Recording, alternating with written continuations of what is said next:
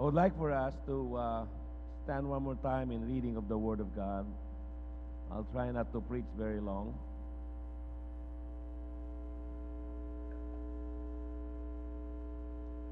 Please turn your Bibles with me to the book of Isaiah, chapter 6, verse 1 to 9. And let's read it responsively. Isaiah chapter 6, verse 1 to chapter 9. To verse 9. 6, 1 to 9. In the year that King Uzziah died, I saw the Lord sitting on a throne, high and lifted up, and the train of his robe filled the temple.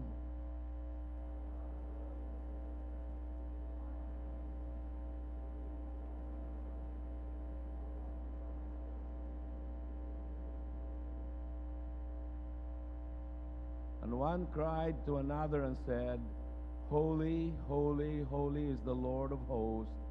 The whole earth is full of his glory.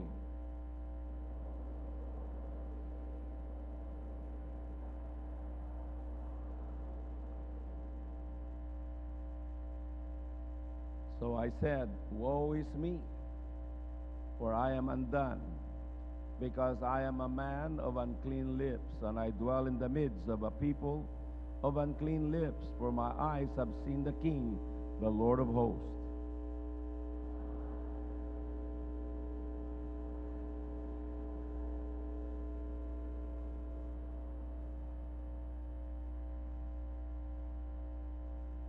And he touched my mouth with it and said, Behold, this has touched your lips.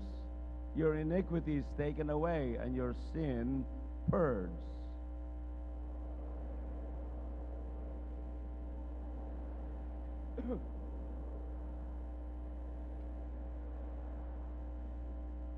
And he said, Go and tell this people. Keep on hearing, but do not understand.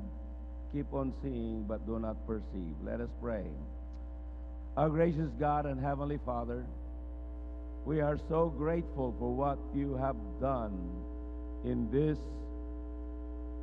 General Council and in this celebration. We thank you, Lord, for your faithfulness among us in this past 75 years. And we pray that tonight you'll speak to us once again. Give us a greater vision for the next and for the new generation. We ask you for your anointing upon the lips of your servant, as well as the ears of your ministers and your servants. We shall give you the praise, the honor, and the glory. In Jesus' name, we ask these things. Everybody said, Amen. Amen. Give the Lord a big clap offering. The title of the message that I want to share with you is A Greater Vision for the New Generation. A greater vision for the new generation. And I believe that what we have read tonight from Isaiah chapter 6 is a template of the kind of vision that you and I must have in order that it will propel us to accomplish God's plan in the coming years. First of all, we need a vision of the Lord. Kailangan natin ng pangitain sa Panginoon, a vision of the Lord. For Isaiah says, I saw the Lord sitting on a throne, high and lifted up. According to Bible scholars, when Isaiah got this vision from God, Israel was in a crisis. They had a big crisis. And the nation of Israel was in trouble. A very popular king had just passed away. by the name of Uzziah. And Isaiah was lamenting. He didn't quite know what to do because this king was a good king, but he died. And then during that time of a crisis, he had a vision of God. He said, I saw the Lord sitting on a throne, high and lifted up. I believe, brothers and sisters, that we need to have a fresh glimpse of the majesty of God. Kailangan natin magkaroon ng pangitain sa kapangyarihan ng ating Diyos. The glory of God, a revelation that only He can give to us if we seek His face. For you and I to have an encounter with God, because an encounter with God will change us, will change you, will propel you to greater heights in the ministry of the Lord. What is the right response if we have a vision of God? The right response would be adoration and worship. We read in verse 1, the seraphims and the angels of the Lord around the throne, they were crying and worshiping the Lord and exalting the Lord, and said, Holy, holy, holy is the Lord of hosts. I really believe that we need to have a fresh glimpse and a fresh experience of the holiness of God because of the sinfulness in this world. Secondly, a vision of self. Because Isaiah said in verse 5, Woe is me, for I am undone, because I am a man of unclean lips, and I dwell in the midst of a people of unclean lips, for my eyes have seen the King, the Lord of hosts. Now, I want you to understand, Isaiah, according to what we have learned in Bible colleges from scholars, was a major prophet.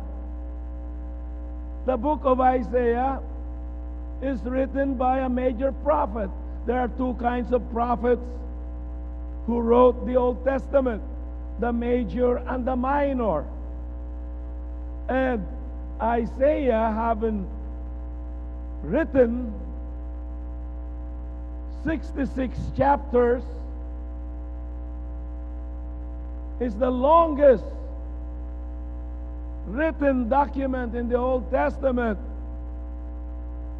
regarding prophecy, outside of Psalms.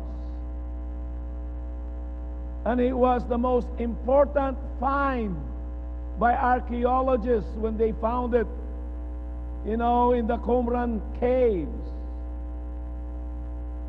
Now, for him to say, Woe is me,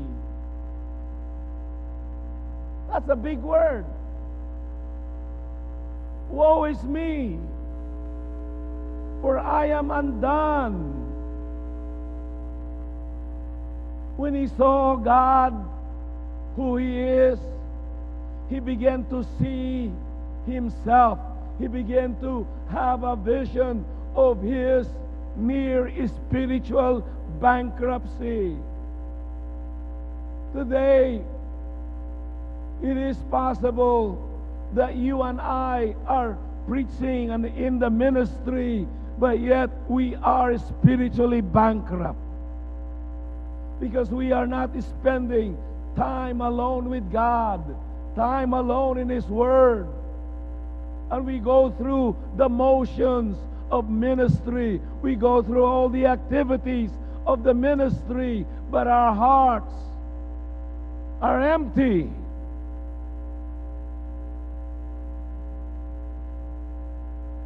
There's a need for us to see our sinfulness in the light of God's purity. We need to see our uncleanness. We need to see our weaknesses being contaminated by the worldly environment. There's so much contaminants, spiritual contaminants or pollutants in our world today. Via the internet, via all the newspaper media and television and, cable television. You do not have to go and buy a Playboy magazine in order to see pornography. Pornography is all around us. And don't kid yourself just because maybe you are a Christian leader, maybe you are a pastor, that you are immune to this. No.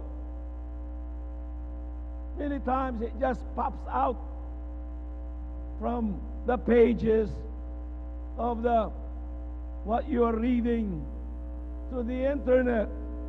But there's a need for us to see our sinfulness, and we are affected and contaminated by our worldly environment. So what is the right response? Confession. A prerequisite to forgiveness or for forgiveness. Confession. What are the things that we need to confess? Because I want you to look again what Isaiah said. For I am a man of unclean lips, and I dwell among people with unclean lips. So, what constitutes unclean lips? Murmuring, complaining, expressing anger from your mouth. Hindi lamang po yung mga, pag-swear at masasamang salita. It includes negative confession. It includes dirty and slandering, murmuring talks.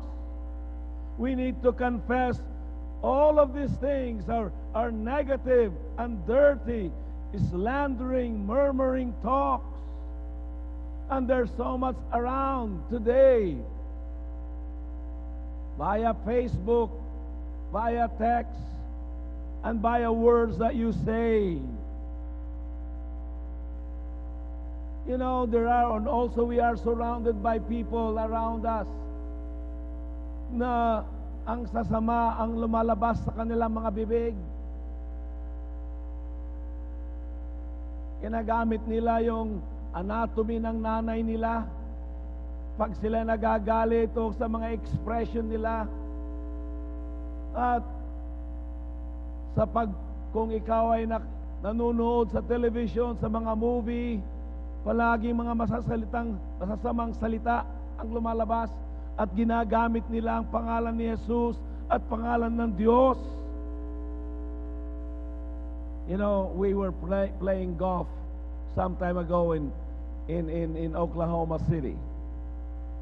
And in order for me to get out of jet lag, a friend of mine by the name of Gary, he is what they call in the Air Force Top Gun.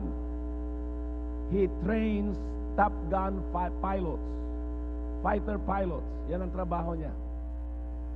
So he said, Pastor, if you want, we can play golf. I said, sure, Gary, thank you. He's 6'4", really, physically fit. And so, since there are only two of us, na mag-start na kami na maglaro ng golf, the starter said, do you guys mind for another person to join your group? And we said, sure. So, we teed up on the first hole, at ito na, nag-umpisa na. The guy who joined us, when he hit the ball went way right among the trees. And he began to curse. And Gary and I said, well, we're in trouble. So when he hit his ball again the second time, it did not go straight. It went left. And then he cursed and used the name of Jesus. So Gary told me, Pastor, I'm gonna fix him. Sabi niya. So on the second hole, he hit again his tee shot, and it did not go very far. And again, he said, blankety blank. And he mentioned the name of Jesus. Nung sinabi niya ang pangalan ni Jesus, Gary said, Jesus is Lord. The guy said, and then when he used the word God, Gary would say, God is good. So lalong nasira yung laro niya. You know? So he told the guy, we are Christians. And this brother is Pastor Sobre Peña from the Philippines. So Gary said, we really would appreciate it if you do not mention the name of our family. God is our Father, and Jesus Christ is our Lord. So on the third shot, he behaved. On the fourth shot, something happened with his shot. It went in the water. And again, he started saying bad words, and Gary corrected him. Jesus is Lord. Finally, he gave up and left. But there's so much swearing and cursing around, and we get affected by all those slandering things and bad words that being said around us, things that we say ourselves, things that are said about us. The Bible warns us about what comes out from the tongue. In James chapter 3, verse 5 and 10, it says, even so the tongue is a little member and boasts great things. See how great a forest a little fire kindles.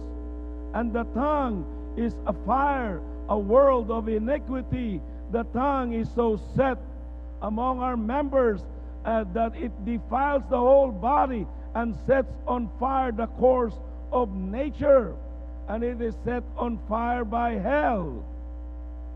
And it tells about every kind of beast and bird, of reptile and creature of the sea is tamed and has been tamed by mankind.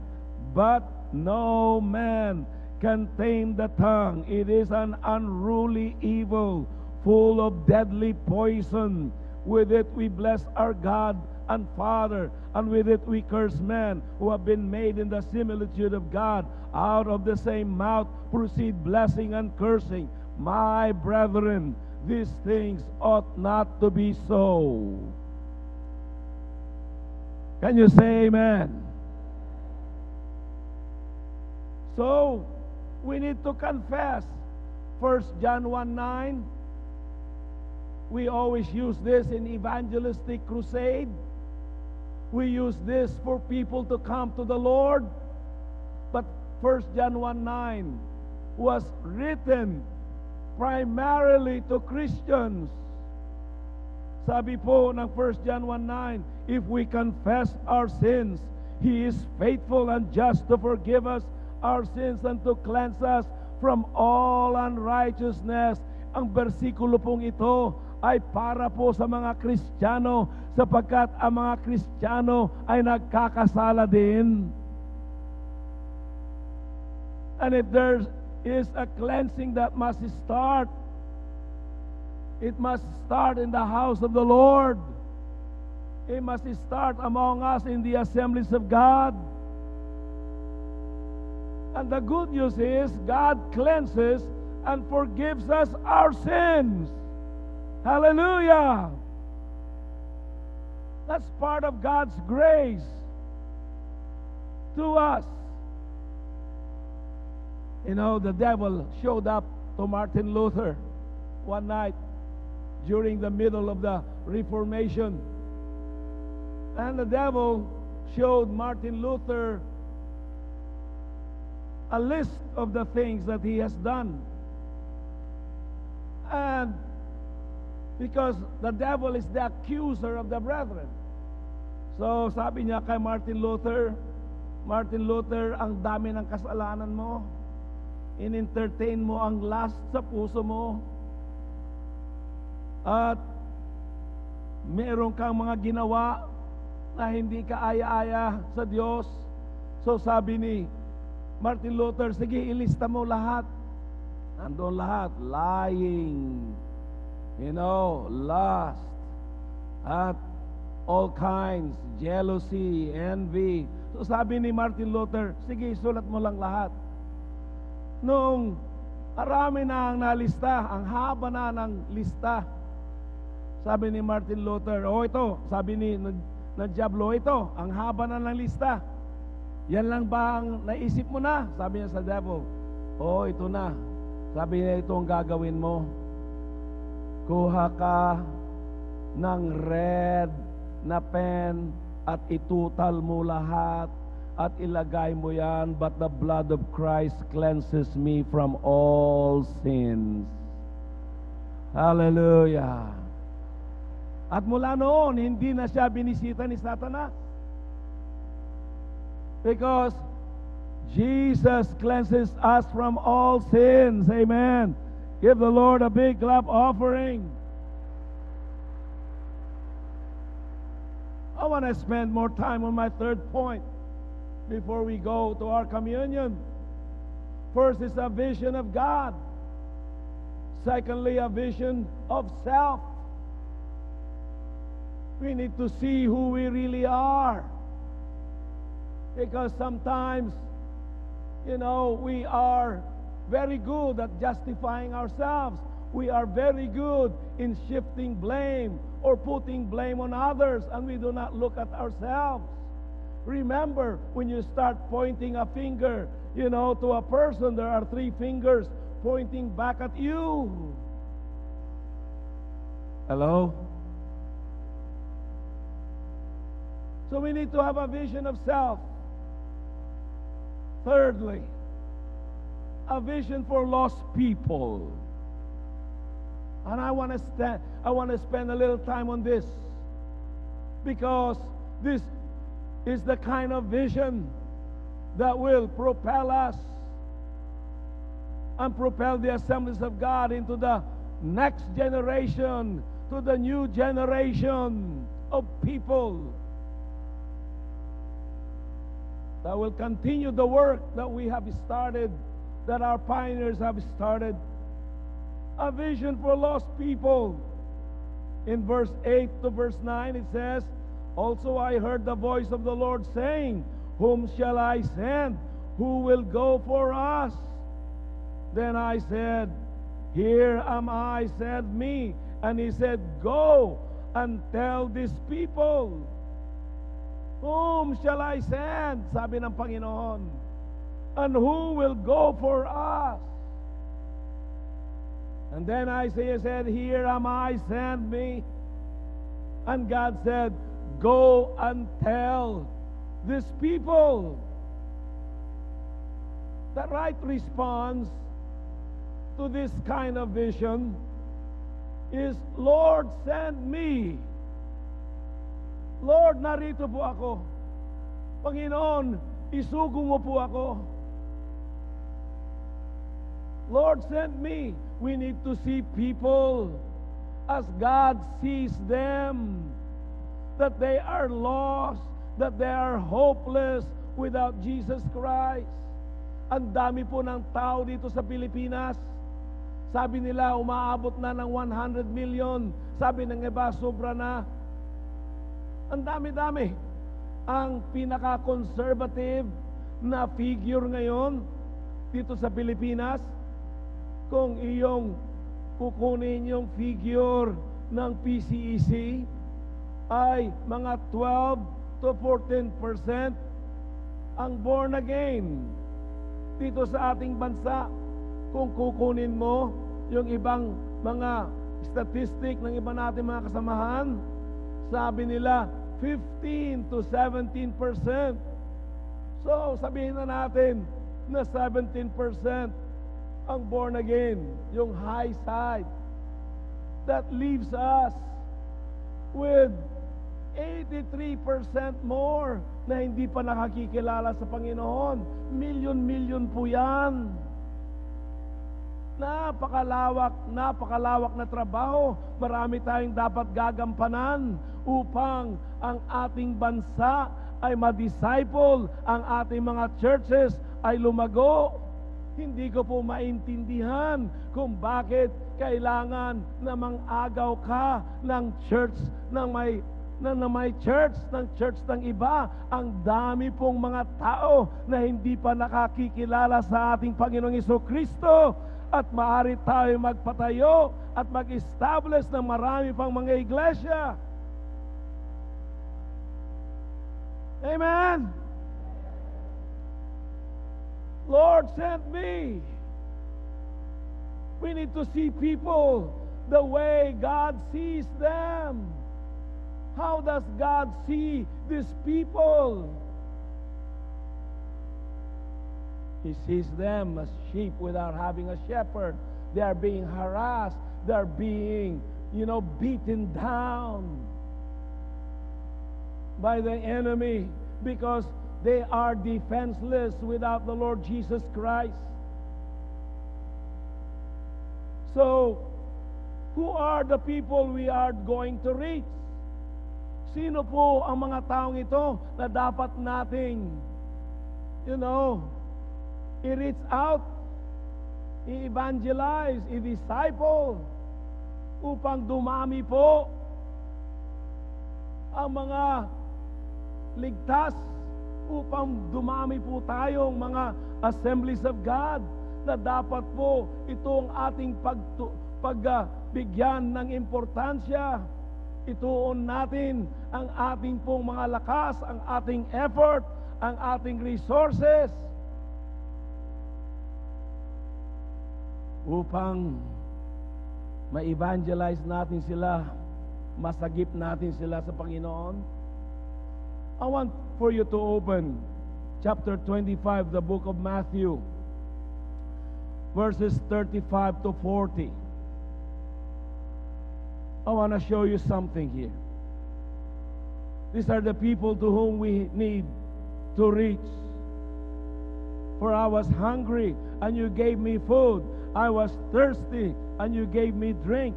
I was a stranger, and you took me in. I was naked, and you clothed me. I was sick, and you visited me. I was in prison, and you came to me.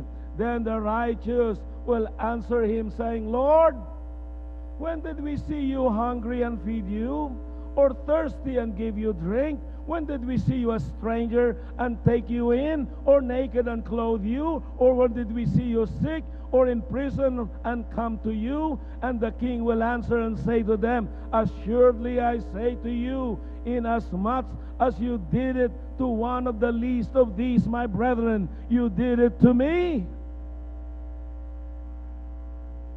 Now, isa-isahin natin to. Kung sino ito, sino sila.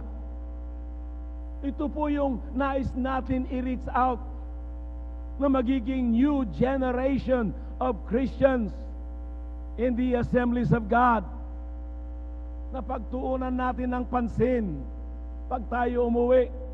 Sabi po ni Jesus, I was hungry and you gave me food. Sino po ang mga taong ito? Ito po yung mga tao na sila po ay hungry for the real food, for the bread of life. The spiritual hunger among people is so pervasive in our society. People would rather, just watch TV. They would rather see entertainment, but they are languishing. You know what? When I was in Africa and in India, I could see people just lying down hungry. Walang makain. Butot balat lamang sila. So, ang mga tao ko minsan, itsahan lang ng tinapay. Meron pa po ako nakita sa India, isang bata sa isang na hinahawakan ng nanay, nakatingin na ganon. Butot balat yung bata, nakadilat yung mata, napakalaki yung mata, napakalaki yung ulo, pero yung katawan, napakapayat. At nilalangaw ng mga bangaw ang kanyang bibig at ilong at kanyang mata at ang kanyang, tainga.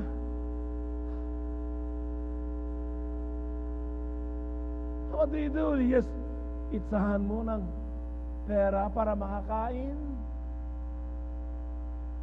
That's terrible. Do you know that according to statistics, it may have changed. May mga more than 100 million na mga tao ngayon na bago sila matulog ay nagugutom sila. They go to bed hungry. But let me tell you, there's a greater hunger today in the world. It is the hunger for the true bread of life. It is a spiritual hunger, and the answer is the bread of life, the Lord Jesus Christ. Hallelujah. Glory to God. Meron tayong mga compassion ministry. Ang church namin ay meron. We just do it on our own. Our business people and our church finances it. We feed every week mga 300 people besides the people that we go to certain barangays. And the reason why we try to do that and feed them is a method, or it's a way for us to reach them so that they can hear and they can have a taste of the bread of life. But there's so much hunger. Number 2, Jesus said, I was thirsty and you gave me drink. Now, who are these people that are thirsty? Do you remember the woman of Samaria? This woman of Samaria went to Jacob's well around noon. Why would she go there around noon? Because people will not be, there will be few people who will be there. But Jesus found her there. So who are these people? These are people who are empty spiritually.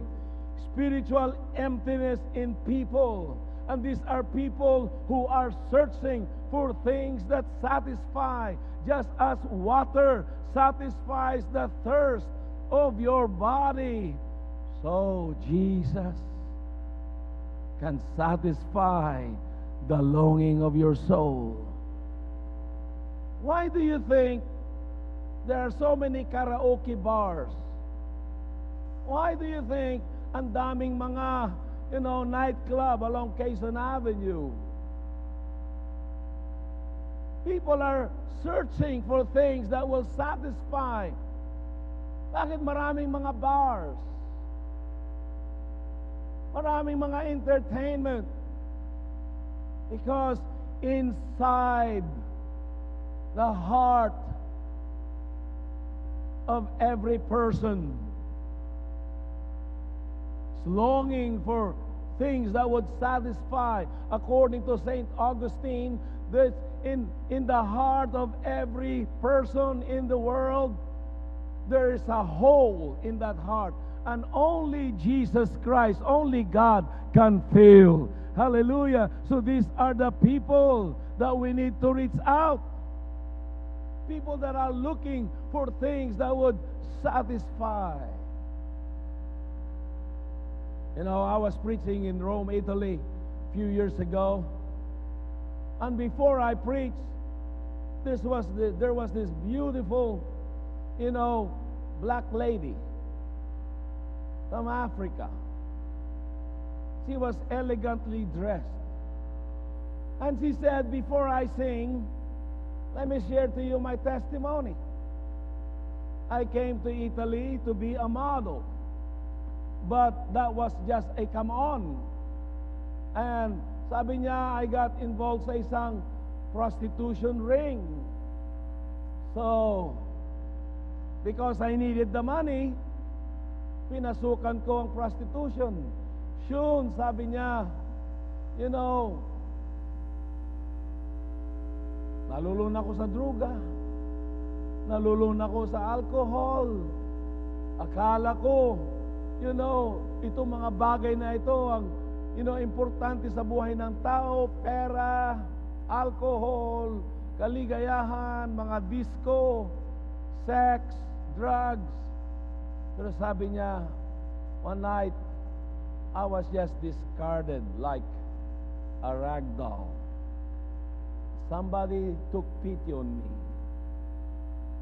Kanila akong kinupkup, pinakain, at ipinalangin. At I found the Lord, Jesus Christ. At ngayon, sabi niya, nasumpungan ko na the one who can satisfy the longing of my soul. At sabi niya, there is no one else, hallelujah, than Jesus Christ. At umawit siya, napakagandang boses. Then after that, I preached. Pangatlo, sabi po ni Jesus, I was a stranger and you took me in. Who are these people? These are people who are unlike you. These are the people, not your type or kind of people.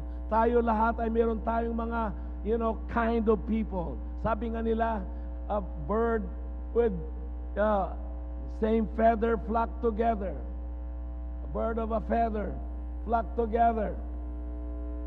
Meron tayong mga clicks, meron tayong mga, you know, kung may sa Facebook, at hindi po ako aktibo sa Facebook, kunti po ang friends ko. Mga pamilya ko lang po. Dami nagre-request sa akin, please don't be offended if I don't befriend you because I cannot. Ang sabi ng isang kaibigan ko, you should, you know, have a lot of friends. Kasi wala akong panahon na ganon. Misis ko meron. So, meron kang mga gusto. Kung hindi mo gusto yon at na naging friend mo, i-unlike mo. Click! Unlike. Tapos. Because may mga taong we like. We like their type. If you like me, I like you. If you don't like me, who cares? I don't like you too. But if you are servants of the Lord,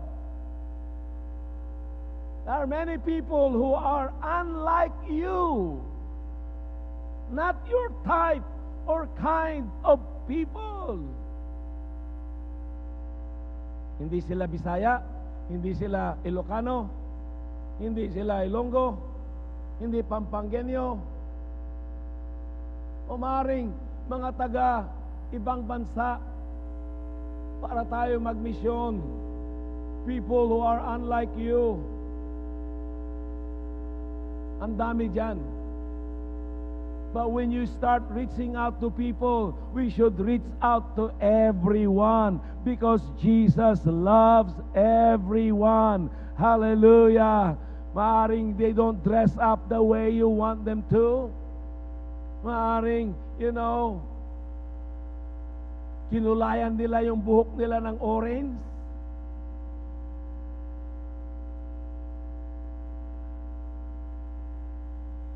But we need to love them.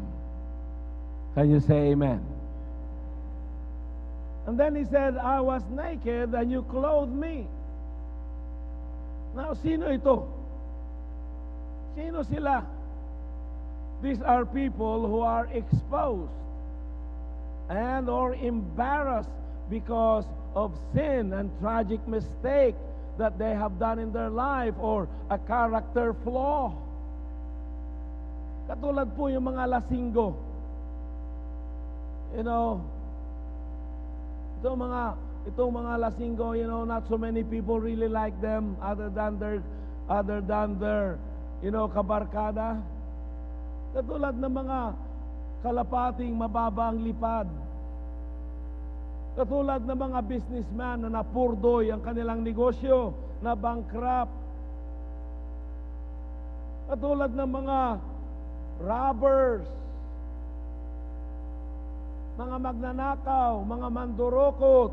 And by the way, tingnan mo yung katabi mo, baka mayroong mandurokot kasi may pumapasok sa Word of Hope. Talaga, hindi ako nabibiro. Tingnan mo kung wala siyang ID. Baka mandurokot yan. Kita mo na lang, wala ka ng cellphone. Alright. Mga mandurokot na you know that they got exposed. Mga magnanakaw. O mga napahiya dahil sa kanilang ginawang kasalanan. And what do they need? They need a spiritual covering.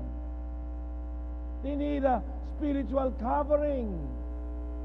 Sabi po sa Psalms 32 verse 1, Blessed is he whose transgression is forgiven, whose sin is covered. Sabi po ng James chapter 5 verse 20, Let him know that he who turns a sinner from the error of his way will save a soul from death and cover, sabi natin cover, a multitude of sins. These are people that are spiritually naked and exposed, na napahiya dahil sa kanilang mga kalukuhan, dahil sa kanilang mga kamalian, dahil sa kanilang kasalanan. But we also need to reach out to them. Can you say amen? And then, sino pa? Number 5, sabi ni Jesus, I was sick, and you visited me. Who are these people? These people are not well, physically and spiritually.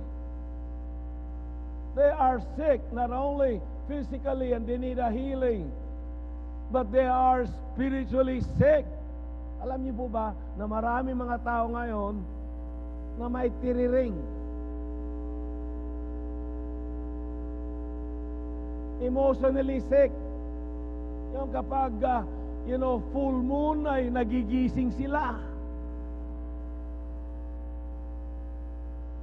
Ay ko kung totoo yan. May mga wakwak daw sa isla ng Panay at naglalabasan kung full moon o kaya gimaras ba yun. You know, that's really true. Mayroong mga tao na may saltik, kulang ang screw. You know,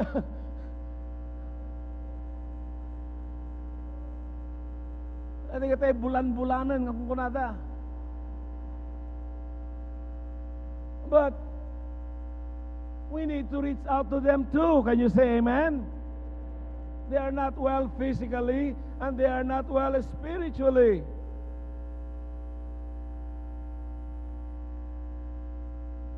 And we need to reach out to them. Hallelujah. And then lastly, sabi po ni Jesus, I was in prison and you came to me. Sino ang mga ito? Well, these are, literal prison. Meron tayong ministry sa prison, sa Word of Hope. Meron tayong mga cell groups sa mga bilangguan. Yun, mga captive talaga, literal cell group. Kasi nasa selda sila. And we reach out to them. But who are they? These are people who are in bondage and spiritual prison. In Romans chapter 8 verse 15, sabi po ni Apostol Pablo, For you did not receive the spirit of bondage again to fear, but you received the spirit of adoption, by whom we cry out, Abba, Father. Sa Galatians chapter 5 verse 1, sabi po dito, for it is for freedom that Christ has set us free. Stand firm then, and do not let yourselves be burdened again by the yoke of slavery or bondage.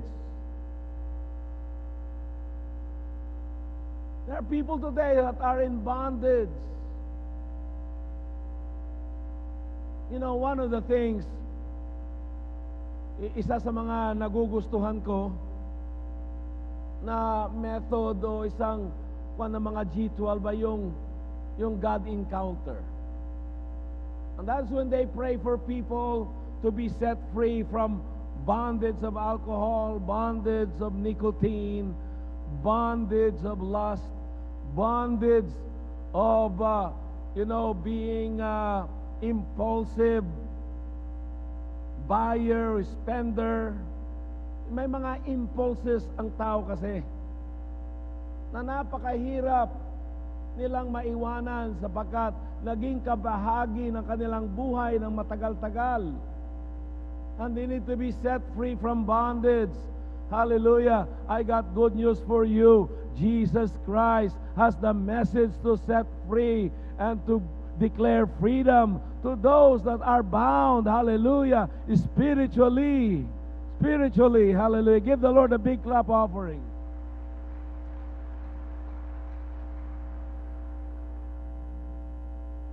Glory to God. There are many young people today that are in spiritual bondage. You'll be surprised, so many young people, even teenagers today, they start young, being hooked on drugs, being hooked on premarital sex, being hooked on alcohol, being hooked on nicotine, and all kinds of things. So we need to reach out to them. Sila po ang magiging next generation natin. Amen. Kaya gawin natin ang ating makakaya upang masagip sila, upang, we can reach out to them. I said a while ago, we should put things first.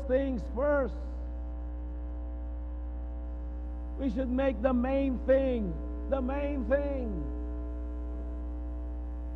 What is the main thing? That we should make it the main thing sa ating ministry upang lumago ang ating gawain at upang magkaroon ng bagong henerasyon ng Assemblies of God na naglilingkod sa Panginoon, at kung ang ating Panginoon ay hindi pa babalik, silang mag-continue ng gawain ng Panginoon.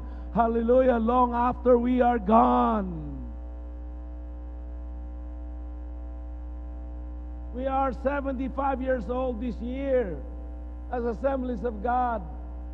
At sabi ng mga Bible scholars, 40 years is a generation. So we are now well into the twilight of the second generation. And so, kailangan natin na mag-raise up ng mga, mga leaders, mga outreaches upang maparami pa ang mga tao na gagamitin ng Diyos in the next generation. So Jesus tarry. So let me conclude this message.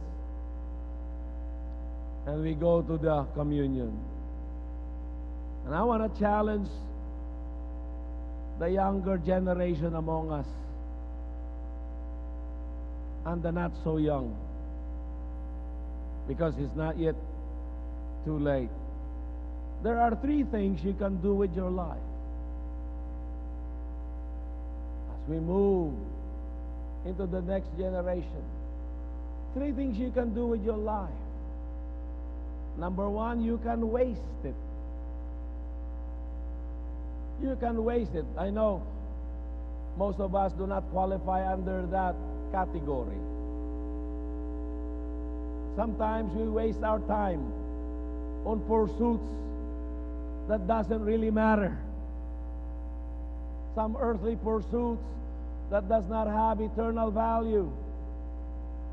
You can waste it. Young people who are here today, I pray that you will just not waste your time and waste resources on things that do not matter. Because when you get old, you will really regret it. And you do not want to have a life lived with regrets.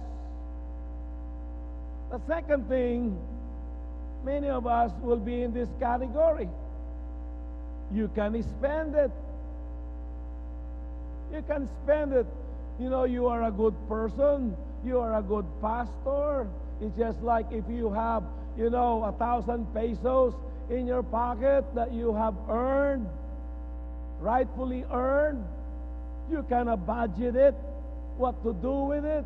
You buy things with it. You spend money on this. You spend money on that. You spend money in this until the money are all spent. In the same way with our life, with our time, because time is life. You put in your so many years of, labor, and then you retire.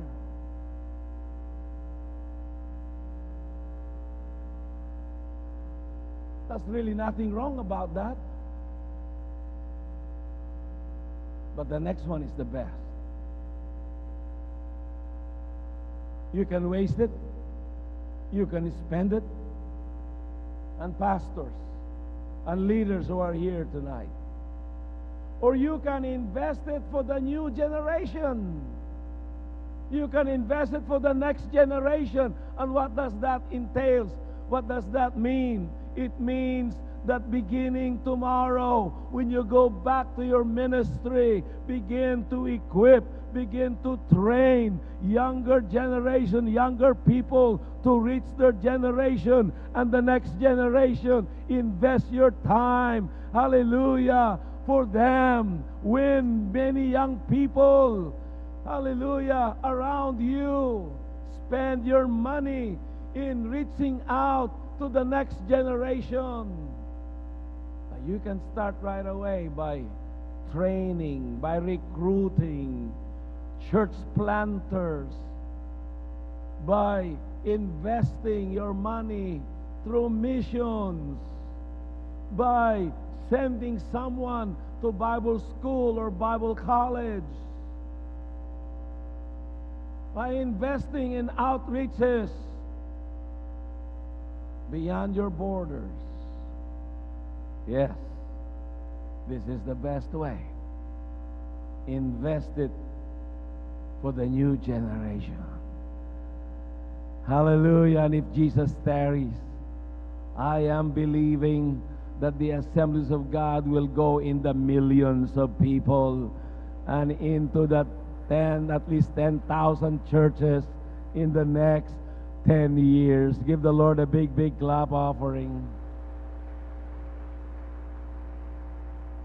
Father God, we thank you for your word. We believe that you have spoken to us, Lord, through the good speakers that you have sent to us. We have been challenged to have a great vision, beginning, Lord, with the preaching of Dr. Anup, Dr.